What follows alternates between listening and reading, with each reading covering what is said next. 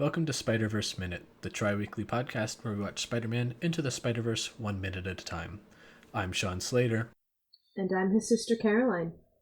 Today we open minute 45 with Miles continuing to pout on the wall and ending a minute later unimpressed with Peter's advice. I have titled this minute, Not a Second to Lose. Yes, there isn't 1 second that can be lost. They must immediately jump into action. They must jump and get burgers.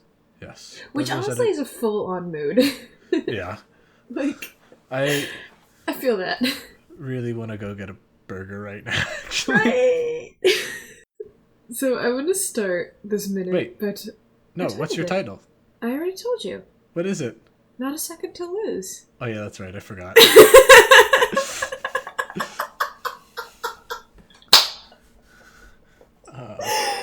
Kind of forgot how we got on that whole tangent.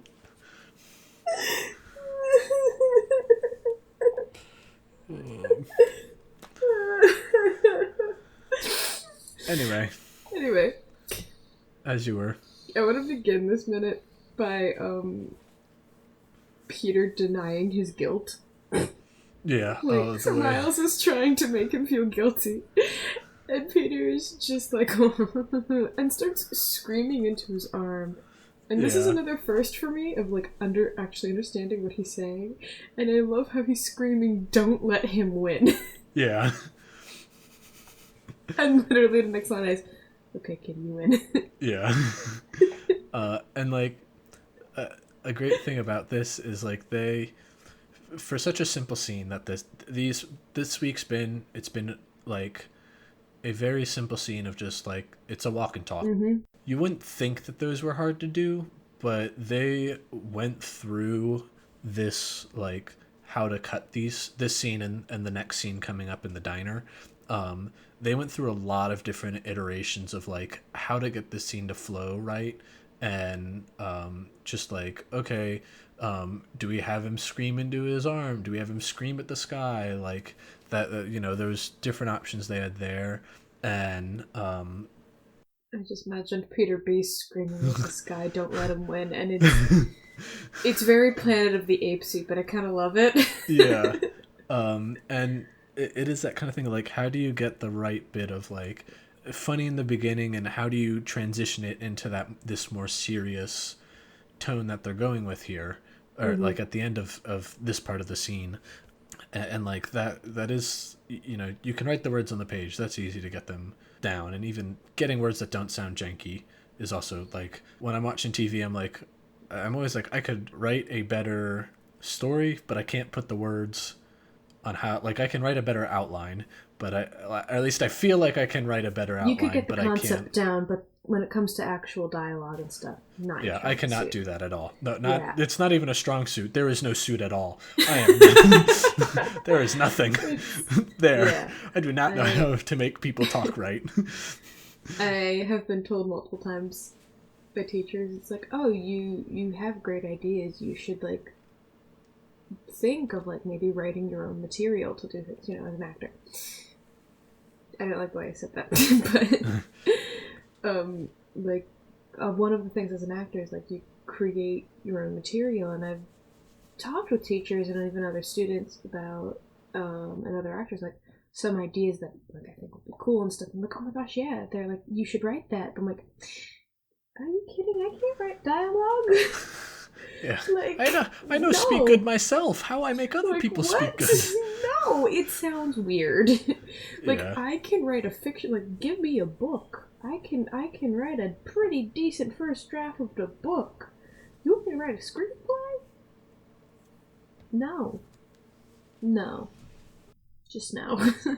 It's a whole different world. Yeah, I also liked too how Miles has his head straight down, and then when he starts like hearing Peter screaming, he like kind of does the peek through the peek through the fingers, where he just like looks up a little bit, like, oh, is this getting him? But I can't let him like notice that I'm peek, and then once he's like, all right, you win, and then Miles gets up, he's like, all right, yeah, let's do this. He has such a joyous look on his face when he gets up. Yeah. It just gives me so many Happy Feels. I don't know how else to describe it, but Happy Feels. Yeah, no, he looks like a kid in a candy shop. Yeah, he's so ecstatic. And Peter stresses, it's like, hey, you don't have a second to lose. Yes. Smash cut to Peter eating a burger.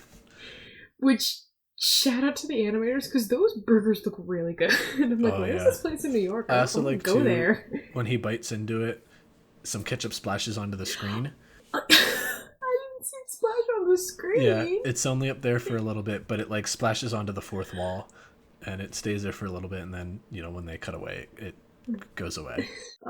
But that's the second time they've done something like that. Earlier they did it with the spray paint, and then they do it again we here. talked about it with the spray paint. I really like it when shows do that kind of sparingly, where it adds a little bit of something else to it. I don't like it if it happens too often, but like, once every, like in a TV show, once maybe every couple of episodes, where it's only on screen for like half a second, and it's something that you blink and you kind of miss it. Like, I like that when that happens. I'm a bit of a sucker for meta jokes like that, so I wouldn't say I would enjoy it all the time, but if they get really creative with it, like Amazing World of Gumball tends to do a lot of jokes like that, but they're really creative with it, like each time they do it. Yeah. So I can't, like, I enjoy each time they do it, because they get pretty fun with it.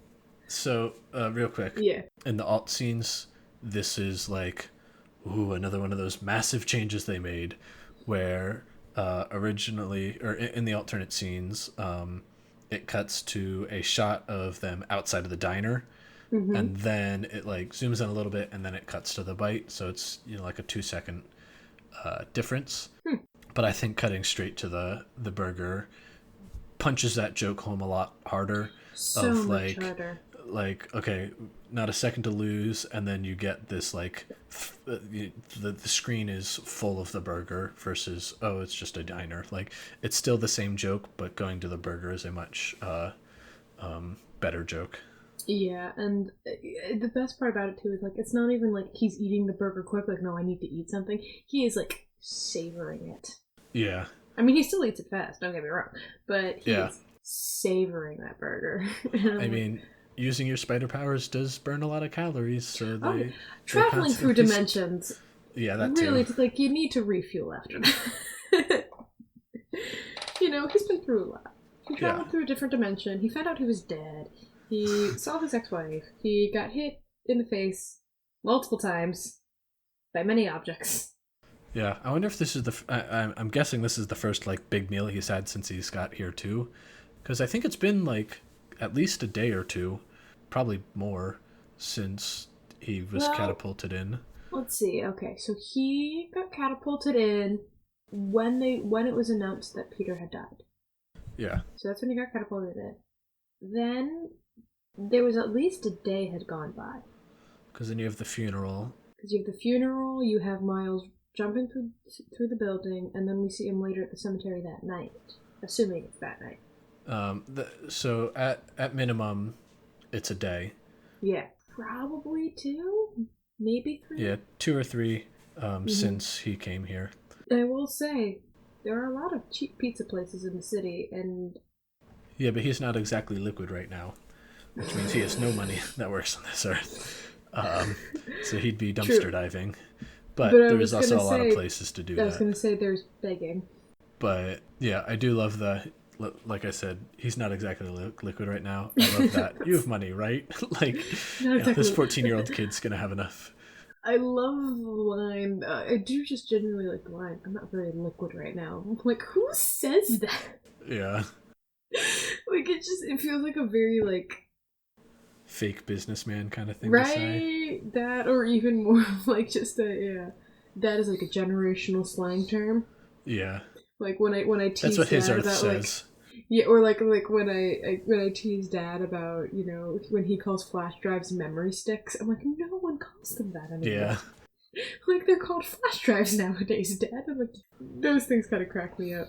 Speaking of how much time has passed, as we mentioned last minute, like, you can see the sun kind of starting to rise, So what I want to know is right now they're eating burgers for breakfast in this diner. A good choice. Is Miles skipping school or is this the weekend? And if it's the weekend, like, has he texted his parents where he is? Or is he just, out waltzing about in the city with his parents not knowing where he is? I want to say it's the weekend, but it is possible he's skipping school unless Brooklyn Middle is having some sort of like grieving period for the students, so they can like. Oh yeah, we had talked about that. It was more for the funeral, but I could also see a school like Brooklyn Middle because it is still middle school. Like this might be the first time with some of these kids experiencing death, especially if someone with such an impact like Spider-Man. That I could see the school kind of being like, okay, we're gonna be a little lax for a while on attendance because I mean it's a lot to process. I could also see a school like Brooklyn Middle being like, nope, show up for class. So it's also possible he's skipping as well. Yeah. The only other thing I want to talk about real quick is just I talked a little bit of like I brushed on it earlier, but like the animation on the burgers are really clever and good. Not only are you getting things like falling out of the burger, ending up on Peter's face, but when when Peter takes Miles's burger, first off, he eats that thing fast. 2 bites? Something like that. Like he takes a bite, cuts away, cuts back to him, and then it's like he finishes it. Yeah. The other thing, and this one actually kind of tricked my eye, so when he puts the last bite of that burger in his mouth, it almost looks like and it was hard for me to tell, but it almost looks like right as soon as it gets into his mouth, it just vanishes, like even from his fingers. Yeah. But I think what they did is that they just put his fingers further back into his mouth to kind of disappear the burger. But I was like, did they really? Because sometimes that happens in some animation. Where it just disappears. Where some stuff just disappears, like for a frame or whatever, and you can see it blipping. You're like, wait a second. It happens. Sometimes on purpose. Most of the time by accident. Yeah. And I was just, it really like tricked my eye for a minute, but I just thought that was a cool like way to animate that as well.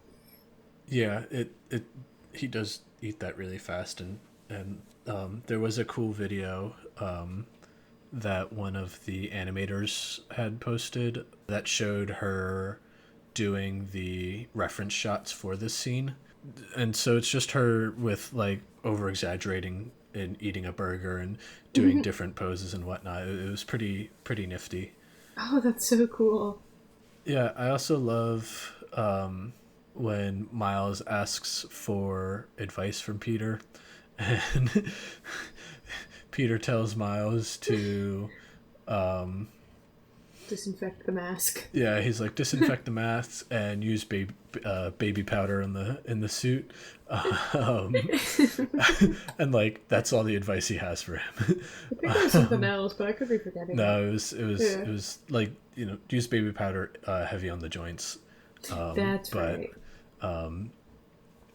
But yeah, I love that. Those are just the two things. Is his advice is just focusing on comfort, probably because he wears the suit all the time, and he's just like, oh yeah, just make this as comfortable as possible. I also think it's a very testament to his age as well. Yeah. I also love how he says like, oh, that's about it, with like the limp fry in his hand. Yeah. Like one nice fry and one limp fry. I'm like, that's hilarious. Yeah, and speaking of the nice fry and limp fry, that brings us to our next alternate scene. Our next major alternate scene. And this scene takes place during the diner, and it pretty much just replaces Peter's suit advice. That's important advice. How dare they? It is. But in this case, he's using the fries to explain how the multiverse works.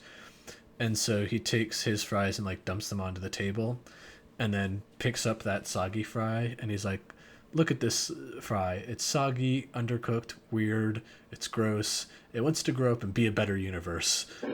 This is your universe. And then he eats it, and then he picks up and is like, and this is my universe. Look, it's a crispy, delicious, normal fry. And then he goes on and explains, like, okay, we need to recreate the collider. The collider is what's going to send me from this universe back to my universe. I call it Spider-Man Homegoing.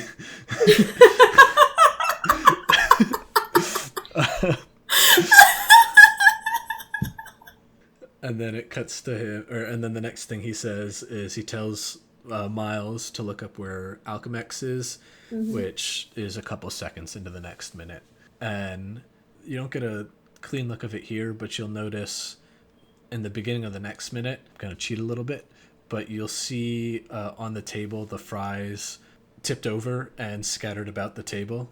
And they were talking about that in the animator's commentary about how, like I mentioned earlier, they were like having a lot of difficulty getting the flow of these 2 minutes right and doing a bunch of cutting. And so like getting the continuity right was just really, really hard. And that was like one of the things where they just didn't really care about the continuity, that like at that point they're just like, no, we don't care right now. yeah, like it doesn't matter that, okay, suddenly his fries are, flipped over and scattered about the table, but you don't see him actually do that. Which I thought like, it's something that like you don't notice unless you're looking out for it, because it's only on screen for like half a second. And even one of the animators was talking about how like he was dealing with a lot of the continuity stuff and was like really like hammering home, like, complaining about like, hey, this isn't, the continuity here doesn't match up, yada yada yada. And then he was like, yeah, and then when I watched it in the theater, like none of it mattered. I didn't catch any of it. Care? Like, okay, like continuity's nice and people are gonna notice it, but like you don't notice it when you're watching it straight through. Gosh, it's only no. when you're really breaking it down or watching it for the 4th or 5th time that's when you notice it. That is very interesting though, and like it makes sense too, and why there was almost so much pressure in getting these 2 minutes to flow correctly, and like why they just kind of stopped caring about continuity, because this really is like the first 2 minutes we see, or like these are the first few minutes we see Peter and Miles interact, and so it is a very important establishment minutes. I was going to say establishment shots, but it's more establishment minutes of their relationship.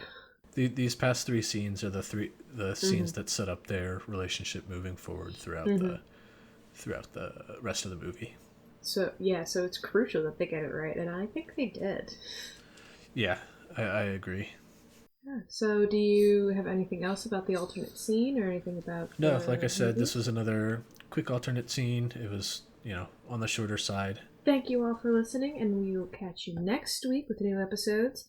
If you want to reach to us before then, after that, whenever, you can reach us at Twitter at SpiderVerseMin, M-I-N, or find us on Facebook, Instagram, and YouTube at Spiderverse Minute, or you can shoot us an email at podcast@spiderverseminute.com.